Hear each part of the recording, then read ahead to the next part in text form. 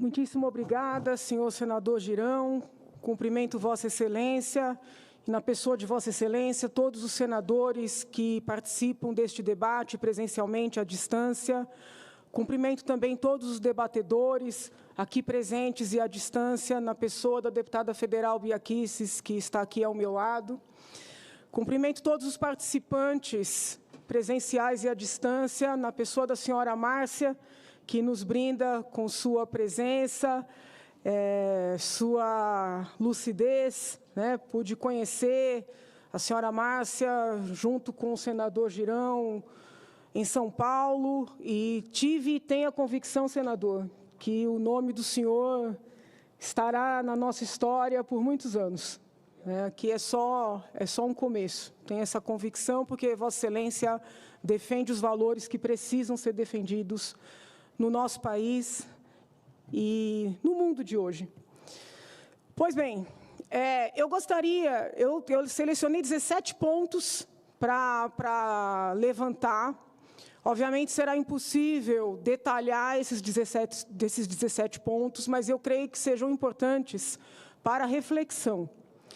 Primeiro ponto que precisa ser esclarecido, que precisa ser compreendido pela população, que muitas vezes não entende as nossas preocupações e os nossos protestos. O que precisa ser esclarecido é que nós não estamos tratando de uma exigência de comprovar vacinação para entrar no cinema, para entrar no teatro, para entrar num show ou no jogo de futebol.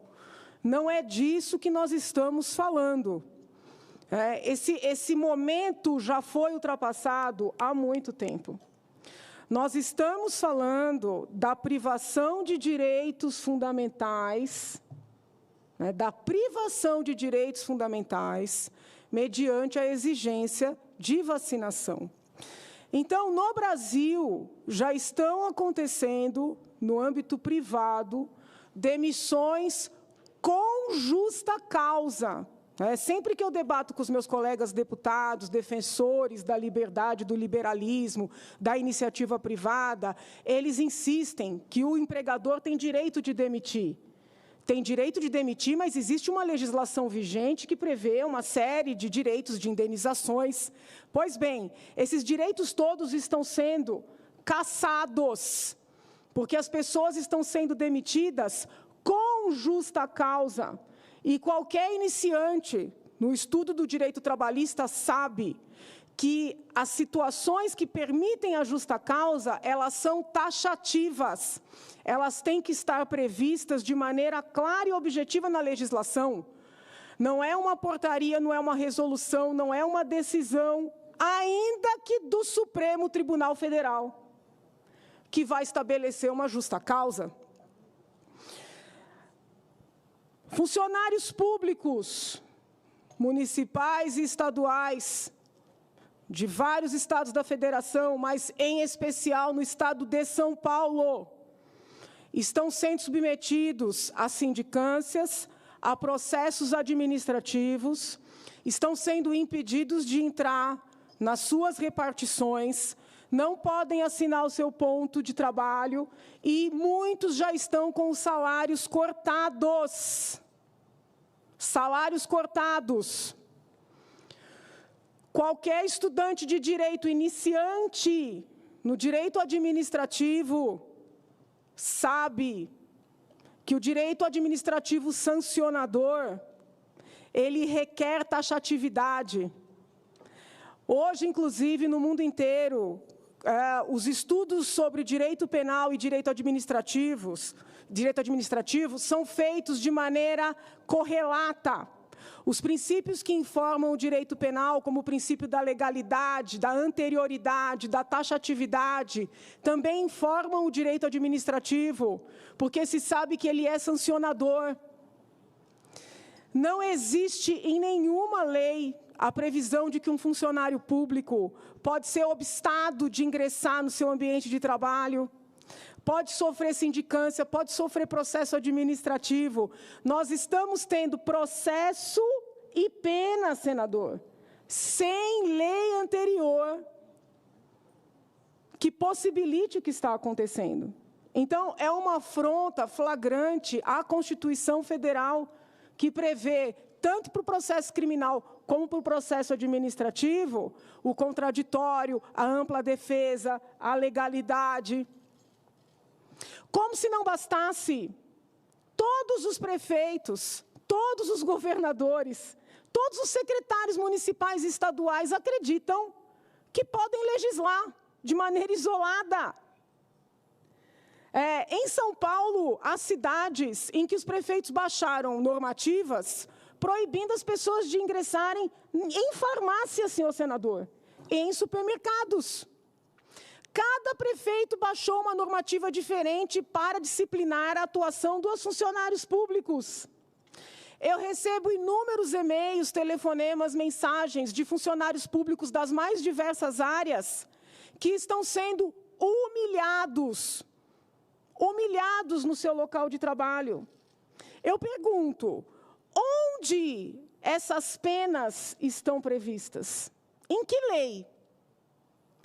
Se nós permitirmos que essas autoridades, por mais importantes que sejam, legislem sem nenhum aval, sem nenhuma discussão no poder legislativo, estamos dizendo, fechem todas as casas legislativas, porque é apenas gasto. É apenas gasto. Então, nós estamos tratando de restrição, de privação de direitos, sem lei que permita. Mas não é só. Além dos funcionários do sistema privado que estão sendo demitidos com justa causa, dos funcionários públicos que estão ameaçados de demissão por meio de processo administrativo ilegal, os estudantes e suas famílias estão sendo constrangidos, e eu estou utilizando o termo constrangimento aqui, sob o ponto de vista técnico-jurídico, à luz do Código Penal. Quando uma pessoa é obrigada a fazer algo que a lei não prevê, ou obstada de fazer algo que a lei permite, ela está sendo vítima de constrangimento ilegal nos termos do Código Penal. É isso que está acontecendo com estudantes e com suas famílias. Acreditem os senhores ou não, mas muitos estudantes, sobretudo do ensino universitário e também do ensino técnico, médio técnico, estão proibidos de ingressar nas universidades e nos seus cursos técnicos.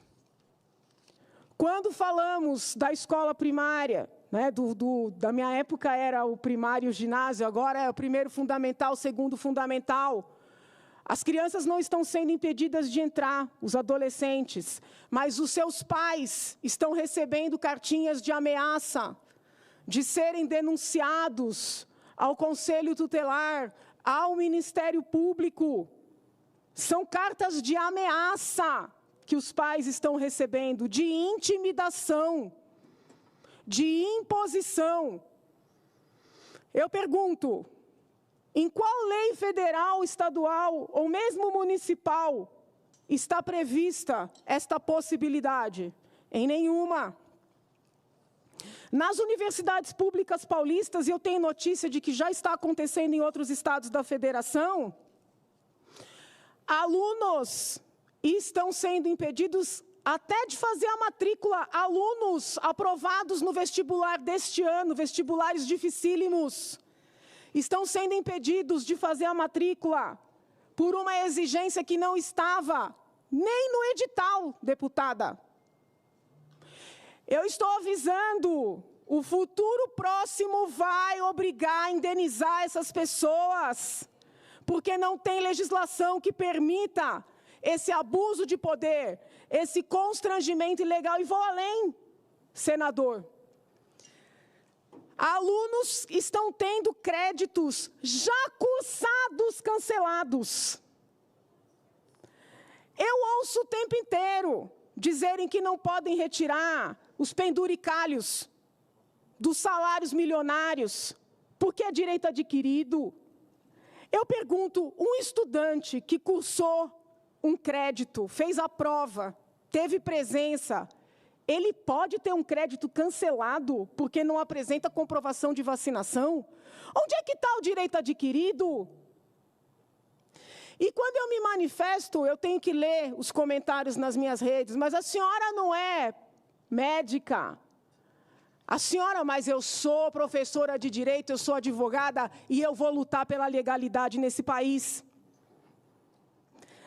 Acima de tudo, a discussão que ocorre no país e no mundo hoje é uma discussão de natureza jurídica. Nos primórdios, eles retiravam direitos das pessoas que negavam se vacinar, que diziam, eu não quero tomar essa vacina. Eles negavam direitos a estas pessoas, e já não havia justificativa.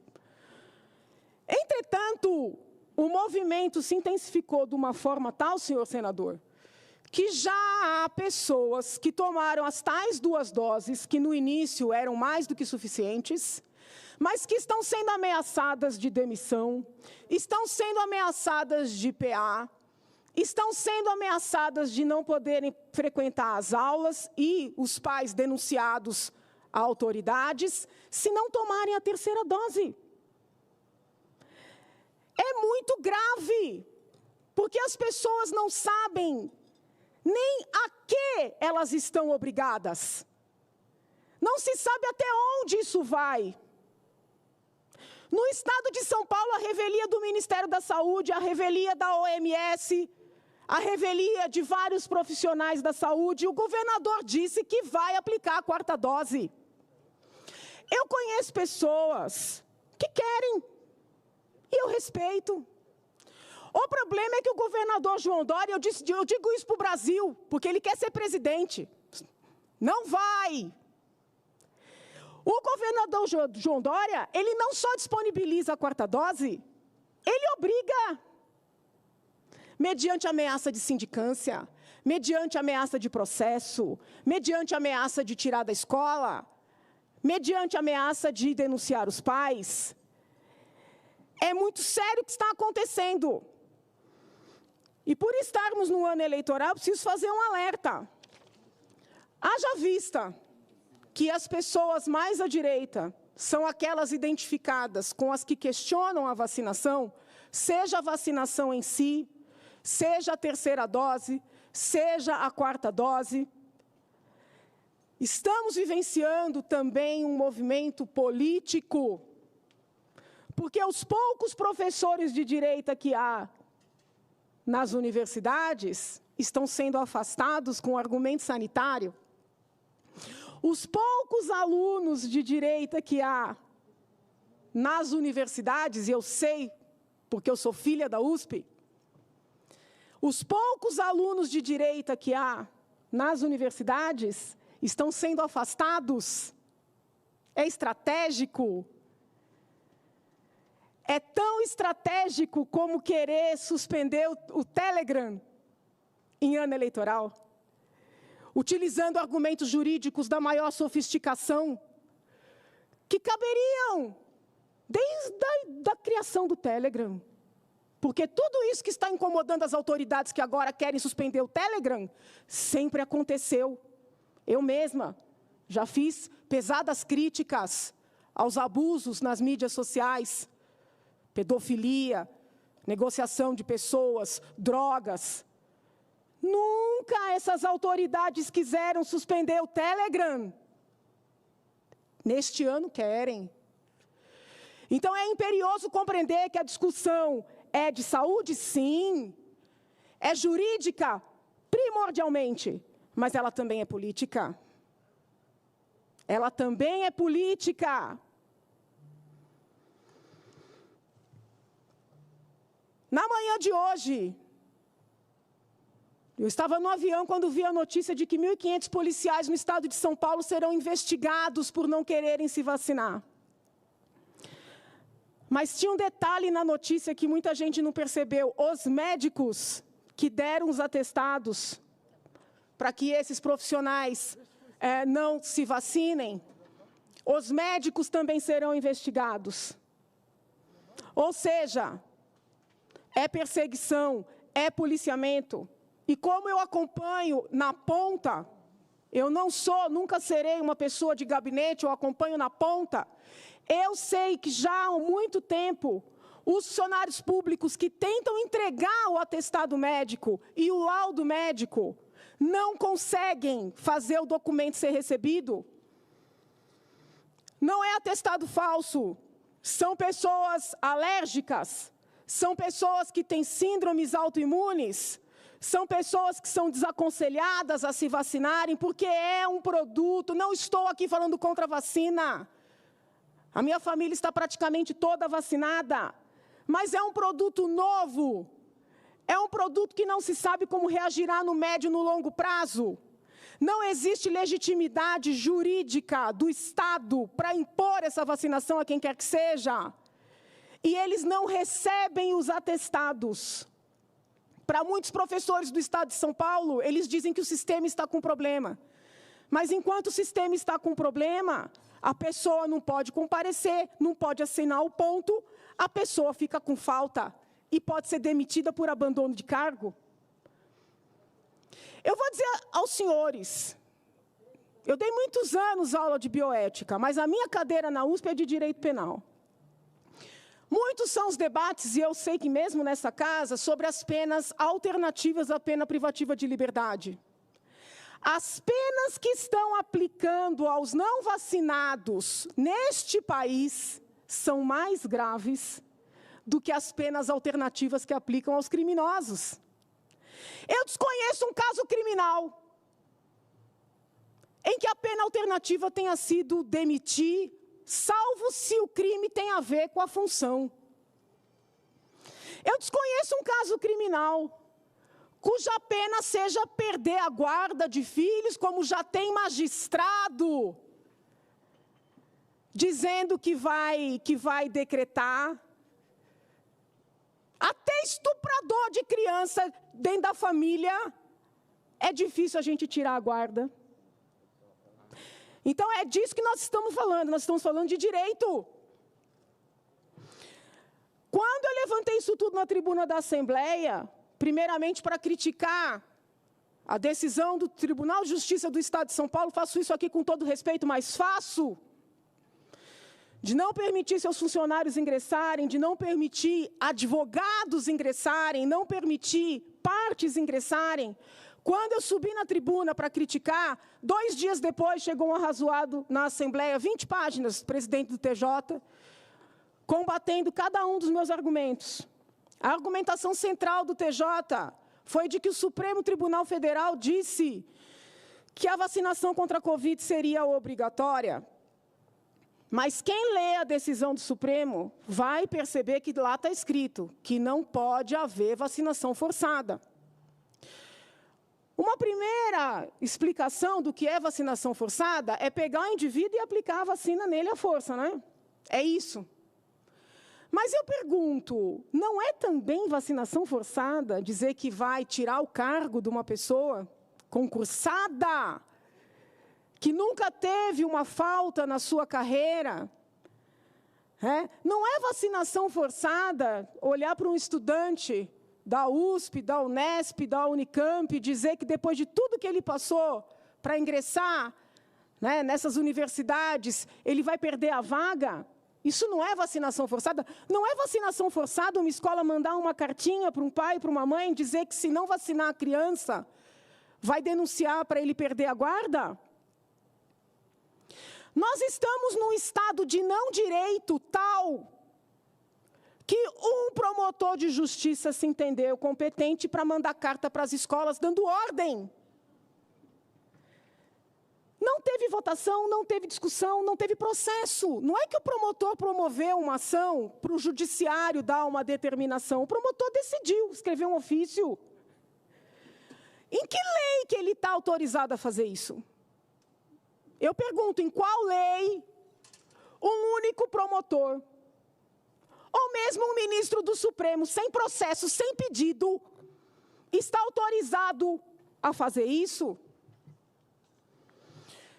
Ao lado da decisão do Supremo, eles alegam a existência da Lei 13.979 de 2020, que fala da vacinação obrigatória. Eu não compreendo esta lei como um fundamento para o que está acontecendo, porque o que está acontecendo é a aplicação de penas sem previsão legal. E mesmo essa lei, ao falar dessa vacinação obrigatória, exige fundamentação detalhada e diz que esta vacinação será por um determinado período de tempo. Tá? Então, eu digo aqui com tranquilidade que essa lei federal não dá fundamento para o que está acontecendo no Brasil. Entretanto, reitero aqui pleitos que já fiz em outras oportunidades, de que o presidente da República envie um projeto ao Congresso para revogar, para não deixar margem de dúvidas. Eu sei, está aqui a deputada Carla Zambelli, que ela apresentou um projeto dessa natureza, mas entendo que a gravidade da nossa situação é tal que um projeto vindo do Executivo vai ter, com todo respeito à excelentíssima senhora deputada, vai ter mais força e traz uma mensagem que precisa, nesse momento, ser trazida. Eu tenho acompanhado vários manifestos de juristas. Fiquei muito feliz ao ver um abaixo-assinado, uma carta de repúdio, uma nota de repúdio dos advogados da direita. Eu não sei exatamente o nome do grupo. Como é o nome, deputado? Isso, Advogados pela Liberdade. Tem também o MP Pro Sociedade, algumas ações isoladamente sendo apresentadas, entrevistas. Eu não vou estourar muito mais, senador. Eu só quero aqui chamar a atenção para um ponto que tem me preocupado. Muitos juristas estão se apegando muito no argumento de que estas vacinas contra a Covid estão no PNO, mas não no PNI, e que, pela legislação vigente, apenas as vacinas que estão no PNI são obrigatórias. Esse raciocínio jurídico é correto, o argumento é correto, mas ele traz uma armadilha. Que armadilha é essa? Se toda a nossa objeção a esse estado de coisas for as vacinas estão ou não estão no PNI, com uma canetada a questão se soluciona. Basta a pressão das farmacêuticas ou dos formadores de opinião levar as autoridades competentes a colocarem essas tais vacinas no PNI. Aniquila com o argumento jurídico. Então, eu respeito esse argumento, ele é correto. Sei que as pessoas que estão lançando mão dele fazem com boa fé, mas é muito perigoso, porque nós estamos tratando numa situação que envolve preceitos constitucionais, né, preceitos da legislação civil, da legislação penal.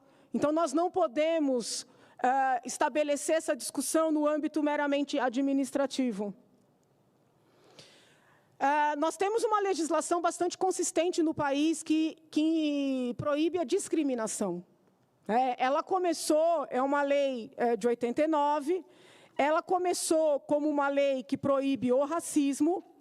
No entanto, ela foi estendida pelo próprio Supremo Tribunal Federal, né, para todo e qualquer tipo de discriminação. E o que é essa discriminação? É você olhar o indivíduo de cima para baixo. Tá? Eu pergunto, o que está acontecendo com os não vacinados não é justamente isso? É a Lei 7.716 de 89, tá? Conhecida como Lei de Racismo, que depois foi estendida para questões de antissemitismo e depois foi estendida para homofobia e transfobia. Com todos os senões que possamos estabelecer dessa extensão por via do judiciário, aí seria tema para uma outra aula, né, para um outro debate, nós precisamos entender o seguinte: o Brasil já deu todos os sinais que nenhum tipo de discriminação é admitida aqui. Então, apenas a discriminação dos não vacinados ou daqueles que não querem tomar as infinitas doses impostas ou pelo medo, eu não tiro o medo dessa situação, mas também pelo lobby da indústria farmacêutica, a única discriminação admitida será essa? A bioética, ela trabalha com vários princípios. Um dos principais é o princípio da autonomia do paciente e do profissional de saúde. Tá? Esse princípio foi absolutamente aniquilado na discussão toda que ocorreu no Brasil em torno desta pandemia. Mas também há muitos temas na bioética que abordam a ponderação entre riscos e benefícios. E qualquer profissional, seja da área de saúde, seja da área jurídica, seja das ciências sociais, qualquer profissional que ouse tentar estabelecer uma discussão racional para avaliar riscos-benefícios da doença, riscos-benefícios das vacinas para as diferentes faixas etárias, é calado sob o adjetivo de negacionista, sob o adjetivo de bolsonarista, sob o adjetivo de reacionário, quando não de fascista, de nazista e outros adjetivos que são vedados em quaisquer outras situações, menos nesta.